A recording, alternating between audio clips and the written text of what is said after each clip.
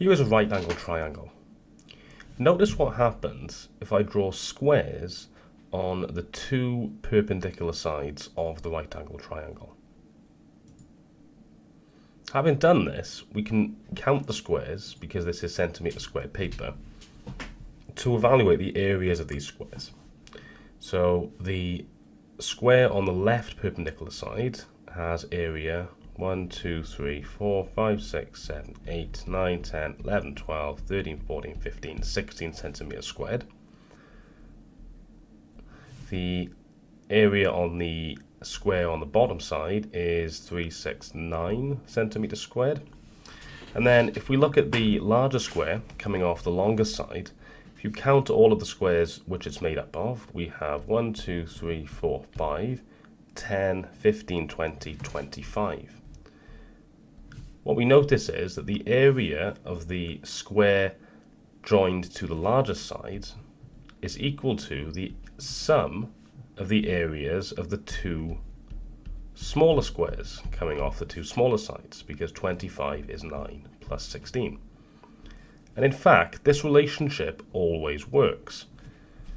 This is called Pythagoras' theorem.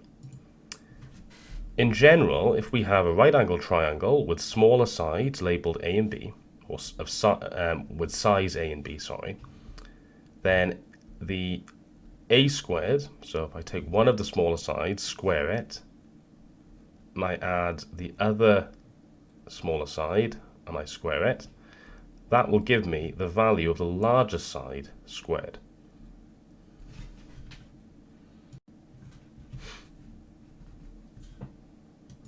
Here is an example. We're asked to calculate the length of the hypotenuse, which is just another word for the longest side.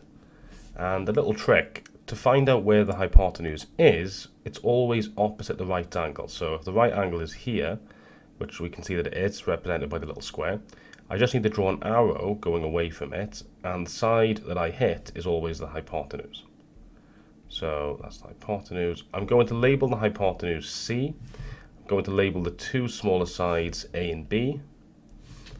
Pythagoras' theorem states that A squared plus B squared is equal to C squared. So 13 squared plus 12 squared is equal to C squared. If I work out 13 squared on my calculator, that's 169. 12 squared is 144. That will give me C squared. So let's just evaluate that. So we have 169 plus 144 is C squared, which is 313. So I can say C squared is 313. But if I want to get C on its own, I need to do the opposite of squaring, which is square rooting. So to get C on its own, I square root, and that will give me C is equal to the square root of 313, which gives me a final answer of square root 313.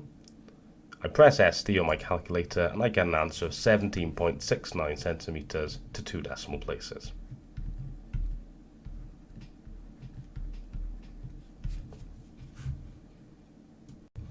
Here are some questions for you to try. Please pause the video now and have a go, and when you're ready for the answers, press play. Here are the answers.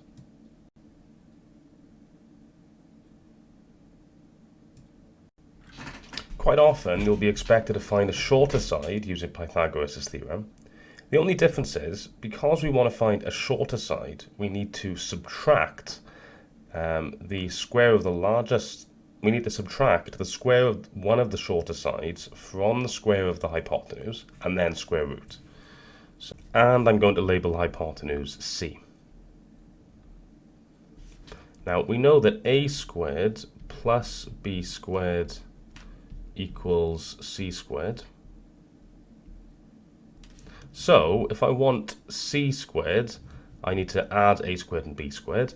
But if I wanted A squared, I need to get rid of the plus B squared. So I need to subtract B squared from both sides, which will give me a squared equals b squared, sorry, c squared take away b squared, I can now substitute my numbers in.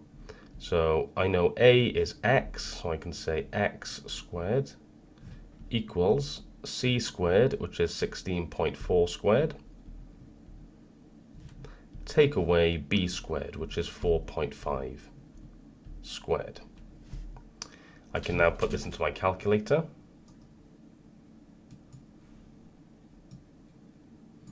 So I have 16.4 squared take away 4.5 squared.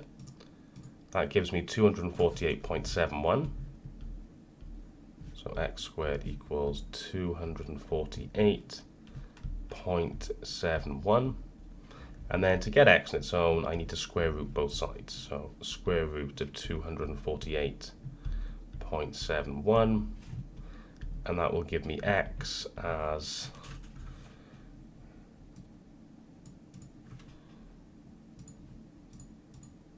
15.77 centimeters.